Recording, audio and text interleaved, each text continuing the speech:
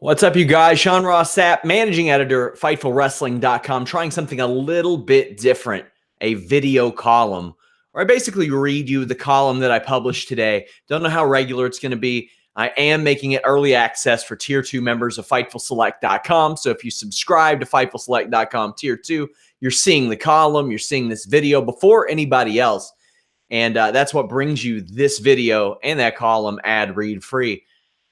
This column is going to cover why Becky Lynch versus Ronda Rousey does not need a third dance partner for WrestleMania, whether that be Charlotte or whatever else.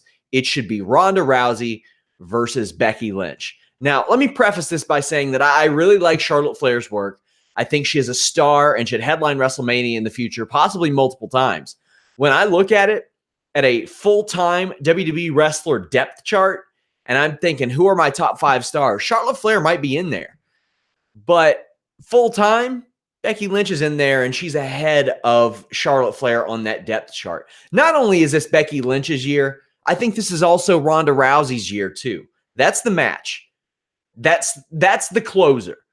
That's the womano a womano, even though that is not the way that term means. It's meant to be hand-to-hand, but hey, it works. This is the way to go, one-on-one.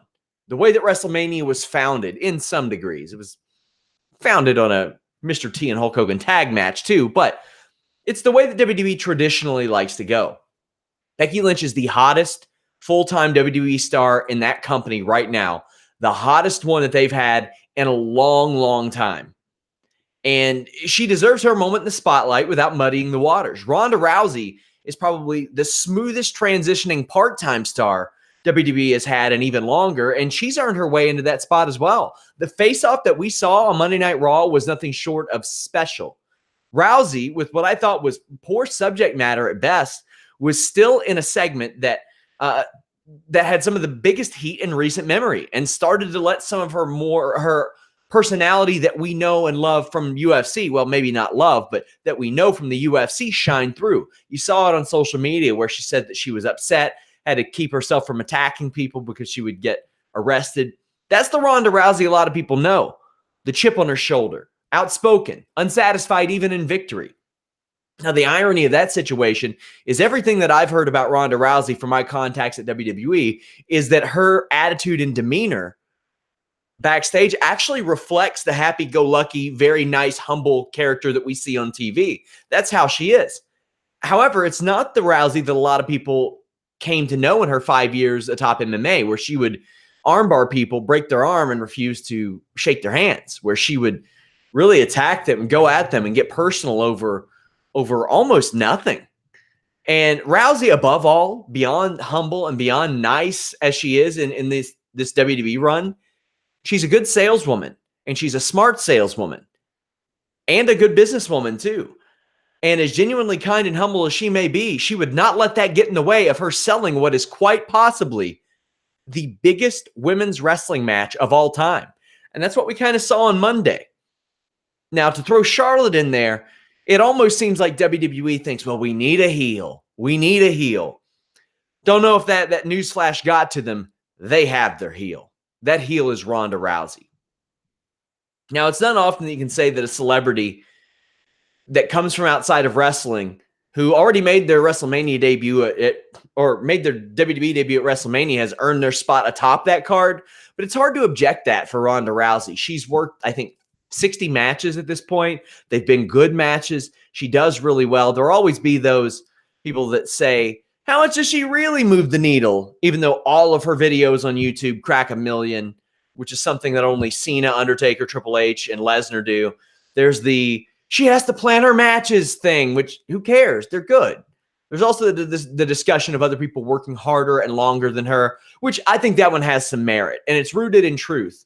But I don't think it's applicable at the present time. I don't think that you could plug anybody else in there with Becky Lynch, and it's as hot and it's as perfect for WrestleMania to close the show. She's perfect in that.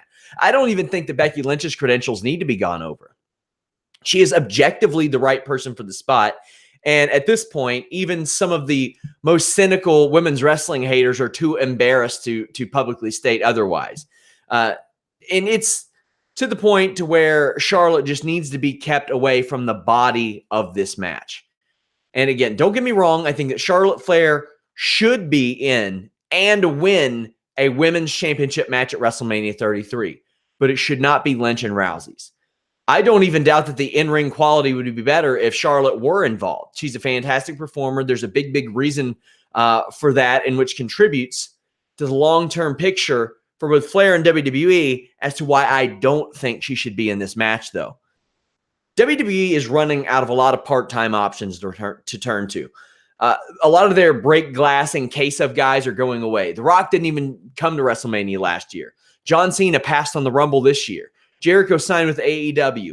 Undertaker and Kane very clearly on their last legs. And Sting, CM Punk, and Stone Cold Steve Austin are not walking through that door.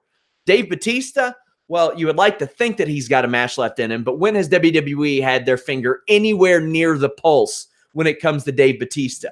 Maybe that SmackDown 1000 episode. I think it was SmackDown 1000, or maybe an anniversary.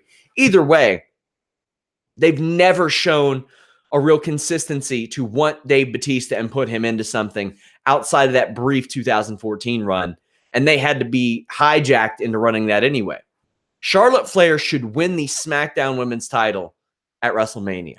Asuka holds that title, and I know Charlotte beat her last year, but there are ways around that. You have people you can insert into that match that can take the fall. That way Asuka doesn't eat another one. That way it doesn't seem redundant. That way it doesn't seem like Asuka just can't overcome Charlotte, although there are worse things than losing to Charlotte Flair. But Charlotte Flair should walk out WrestleMania 35 as the SmackDown Women's Champion for a number of reasons. One, WWE needs her to anchor that division, assuming Becky Lynch wins the Raw Women's title at WrestleMania and takes her talents there. More importantly, WWE needs a moment, and we know how much WWE loves moments. We love them too, as long as they make sense and they're good. Think back. A moment that people still refer to as WrestleMania 20. Even after all the tragedy, Eddie Guerrero, who has since passed, and Chris Benoit, who did those horrible things, that is still a moment that a lot of people fondly remember. But WWE can't show that and won't show that because of what Chris Benoit did. It was a sign of overcoming. It was two guys who, it's crazy to think of now, 220, 230 pounders, were told they were too small. It was anti-establishment. It was David versus Goliath, and the evil in Good versus Evil, and the Goliath in David versus Goliath were WWE's own standards of you have to be this tall, you have to be this big. Well, what has overcome more than the women's division in WWE?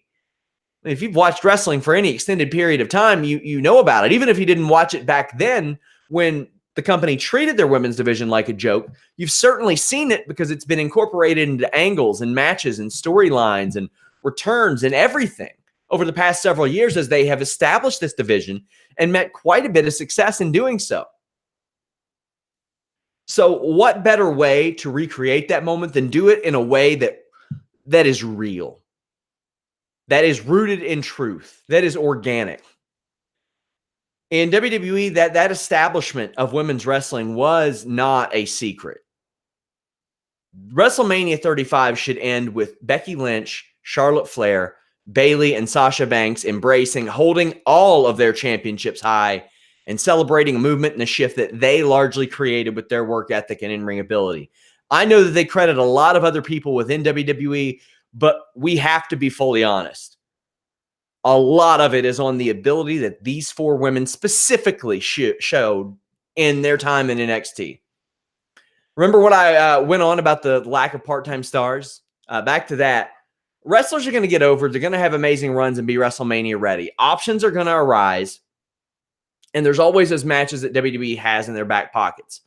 One of those was going to be the Shield Triple Threat match, which they burned a couple years ago ahead of the brand split, only to put them all in the same brand eventually anyway. With Roman Reigns' leukemia and Dean Ambrose's just criminal misuse creatively and him leaving, we may never get that as a show closer for WrestleMania. So how many more matches can you look at?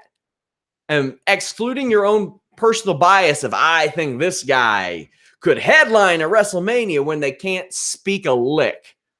How many creative matches can you think of that can tell a story, can captivate an audience, can create moments. Well, I know that the four horsewomen all competing against one another for the same title could.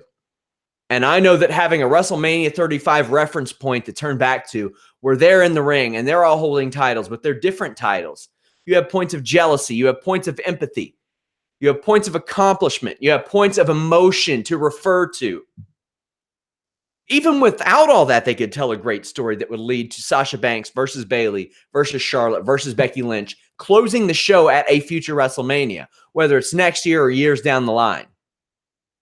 Whether it's 10 years down the line where they're the part-timers that come back. You have that. So before Charlotte stands, come at me, and please don't. Think long-term. I know it can be a lot to ask considering WWE doesn't always do it themselves, but this is Becky Lynch's year, and it's Ronda Rousey's year. Charlotte Flair will have hers, and she'll probably have several of them. Let me know what you think in the comments below. Leave me a thumbs up, subscribe. Visit FightfulWrestling.com. Subscribe to Fightful Select. We're out.